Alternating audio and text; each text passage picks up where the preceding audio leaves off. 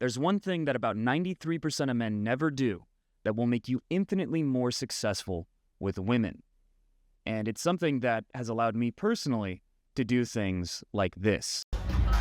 Don't mean to interrupt, but you're hot. This is my friend. Come home with me. No, he's not. Come home with me. And now you just have to take my virginity.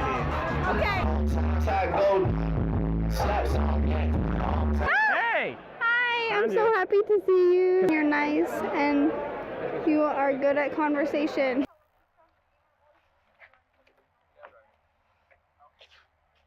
Okay. Shall we go smoke? Yeah. Stash of weed? 10 minutes away? Definitely. This way? Yeah. Instead of standing here like 8 hours? Let's go. Yeah, I'm done. And some Cards Against Humanity. Yes. You're a pig. No, I'm a virgin. That has no correlation to being a pig. How could you possibly be a virgin pig? The rooms are like tiny, so fun. It's like supposed to be like all like loose. That's so mean. Oink, oink. All right, well, If I'm a pig, I'm a teacup pig. I like him. I like the vibes. Thank you. You guys should definitely come have a drink with us. It's her last night in town. I know. It's like, what, a block away? It's like 2 blocks. Yeah, let's get a quick drink. I mean, yeah, I said thank you. Yeah. Like a business. I was like so A lot looking of forward them to it, like, and then I'm just an womp, artist. womp, It's different. womp. See, there's more like little faces. But she told me to give up, never I try, painted that. not gonna work. But if anything, that kind of motivated me more. Hey, you're cute. You're cute. Thank you. Attractive. Bonita. Here. What? Would you like to watch an episode of Mad Men? Now? Yeah. You have about an hour. I'm like 50 feet away. Is it away? We watch Mad Men, but we are gonna have sex. I don't know about that. Probably gonna make out.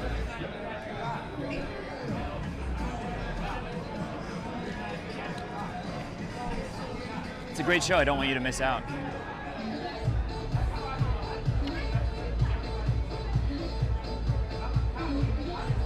10:22. I have time.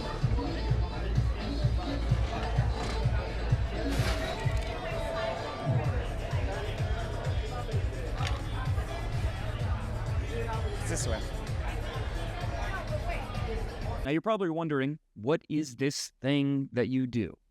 Well, to help you understand, let me talk about when I didn't have this trait, what happened, when I didn't do this thing. So, back in the day, in high school, like everyone, I had a crush. This crush I talked to on a daily basis for months. We hung out all the time. We became best pals, best buddies. And then, I don't know, 3 months in, I heard her talking about me to her friends and saying, Avery, yeah, he's cool, I guess, but he's not really a man. I would never date him. He's just like a little boy. I would never date him. And, in high school, that was so hurtful that I ended up crying that day, I'll admit. And even past that, for the next several years, I kept getting the same kind of reaction where women just, they enjoyed being around me. They felt comfortable around me, but nothing sexual ever happened. And it was because, and this is going to sound obvious, but 93% of men will never do this. It's because I didn't make myself numb to rejection. Because if you only have a girl that's an option for you, once every few months in class, I don't know why that train's so loud, but once every few months from class or from work or from whatever, you rarely have an opportunity. It's a big deal because you're not getting rejected very often. And then you're going to self-sabotage. You're not going to make the move. You're not going to be sexual. You're not going to be bold or take risks because you don't think that would lead to anything positive. You think there's no point in doing that because I'm just going to get rejected, and this girl, it's a big deal. But once you become numb to rejection, once you don't care about it, this is called sometimes the indifference threshold. Once you reach the indifference threshold and you don't care about rejection, women are going to find you far more attractive and you're going to be far more successful for a number of reasons. One of those reasons is, well, if you're numb to rejection, you're going to throw yourself out there way more. If you don't care, just imagine every time you saw an attractive woman, there was no knot in your stomach. You're not worried about it. It's not a big deal. It's just like, oh, another opportunity. Let's see what happens. No nerves. Imagine how different your life would be. Because you can tell yourself, oh, I don't approach because, I don't want to get labeled a creep, or I don't approach because I'm not good looking enough. But if you had nothing to lose because you have no anxiety and you really didn't care, and I know 99% of you do have anxiety before approaching women now. It's a natural response that we're all born with. Well, if you had no anxiety, you'd just put yourself out there far more.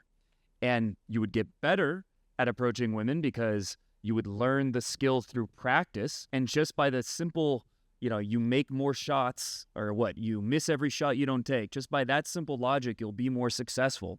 Right now, you might think you're just not good looking enough or charming enough or whatever, but you're not taking any shots. It's like if a salesman were to be upset they're not getting any sales, and you're like, well, how many calls have you made? How many doors have you knocked on? Whatever. 2 in the last year. Well, everyone's going to call that, no offense, but they're going to be like, you're retarded as a salesman. You think that you're just a bad salesman, but of course you're not getting results if you're not putting yourself out there. The same is true in dating. We just don't like to think about it like that because that's how we're brainwashed. That's how we're programmed growing up to think it's supposed to just happen. It's supposed to be natural because, it feels more romantic. It feels more special than, play the numbers game. But there's another thing that once you get over the fear of rejection that happens, which is you become unreactive. You carry yourself differently. You carry yourself in a way where there's room, sounds kind of gay, but there's emotional space for the girl to pursue you, for her to get invested in you, for her to start chasing in you. Because if you're worried about rejection, well, what's going to happen? You're going to censor yourself. Your vocal tonality, I've seen this with clients many times, your vocal tonality will literally change. You'll start lilting upward at the end of sentences, like, hey, how's it going? Or you'll just stutter, use a lot of ums and ahs, and just come across as nervous. Your eye contact won't be as strong. All these things will be different, but if you genuinely don't care about rejection, you will have an energy, a natural, just masculine energy that women are drawn to. And third, if you don't care about rejection, you're going to be more bold. And women are attracted to boldness more than ever today because it's rarer than ever before. If you live in Italy or you live in Brazil, boldness is still effective, not as much so as like the US or the UK or Poland, because in those countries, men are kind of cucked. They just aren't bold. They don't make sexual moves. They've been, programmed. I mean, think about the whole Me Too movement. Obviously, there's examples of guys that deserved to be Me Too'd, but there's also examples like Louis C.K., like men who really didn't do anything illegal, and you could argue not even anything unethical, but they lose their careers over that. Well, that being part of the culture teaches us, don't be sexual, don't flirt, don't make a move. And yes, it's true that being pushy or like being flirtatious and sexual when a girl's clearly not into it, yeah, that's bad, that's wrong. But being that way in the first place, in a way that's congruent and authentic, and being sexual, being a guy who makes his intentions clear, is actually one of the biggest things that triggers sexual tension. Women have something that scientists call the desire to be desired. And if you have no fear of rejection, you can make women feel that. But if you're afraid of it, you're going to block that off. You're going to start half-stepping. And that's why guys get labeled as nice guys or end up in the friend zone, because they're unwilling to fully put themselves out there. They rationalize, oh, I'm building a friendship, a relationship, I'm earning points, and then she'll like me. But what does that assume? That you're not good enough, that women don't just like you, that you're just not attractive, and that maybe if you earn enough simp points by buying her dinners and hanging out and being super nice and super respectful, eventually she'll realize what a great guy you are. And that mentality is completely unappealing to women. Whereas the mentality of, I like this girl, let's find out if she feels the same way, let's find out if I can make something happen, implies something very different and is far more attractive, because if you're willing to confidently take a risk, to ask a girl out, to go for the kiss, these kinds of things, that says that it must have worked in the past, or you wouldn't be doing it. That's what it subcommunicates. That's what it implies, and that is very attractive to women because they want men that other women want. Now, the only way to develop this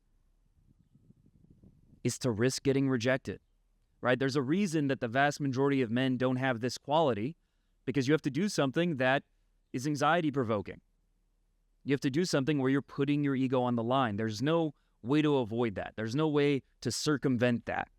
To become the guy that's grounded, unreactive, unafraid of rejection, you're going to have to put yourself out there consistently. Now, some guys naturally grow up and get this quality because they happen to be lucky that in high school, some girl asked them out, or they were a football player, and so they got a lot of attention, a lot of options just naturally.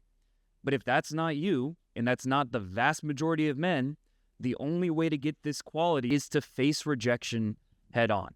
And if you're not willing to do that, that's fine. But know, if you want to get either more women or women that are more attractive to you, higher quality, this is the way to start making that happen. If you were to ask, let's say, 20 women on a date during the weekend at a bar over Friday and Saturday, your demeanor when interacting with women would noticeably change in a way that's more attractive. And also, some of them would say yes. And that's also going to make you more confident, which is going to make you more attractive. So if you want to have a great dating life, you have to become numb to rejection. And the only way to become numb to rejection is to go through it. Now, fortunately, the thought of how bad it's going to be is infinitely worse than what actually happens, how it actually feels when you go through it. Realize it's really not that big of a deal. And the more times it happens, you'll reach a point. When I get rejected, my mood more often increases or improves instead of getting worse. But the only way to reach that point is to start facing rejection head on. Now, this is something that can be very difficult to do. And if you want to accelerate the process and make getting over approach anxiety and the fear of rejection much faster and easier, the easiest way to do that is with in-person coaching. You can click the link below to schedule a free call to learn more about that and to find out if you're a good fit for the program and if I'll be coming to your city. So click the link below to learn about that. If you're skeptical of the kinds of results that I get clients, I'll link a playlist of video testimonials in the end screen that you can check out to see how my coaching has helped men lose their virginity, find their long-term girlfriend after being on a long dry spell, and other very real, very tangible successes. Not just, I felt more confident, that's cool, but my clients get actual tangible results. So make sure to check that out if you're skeptical.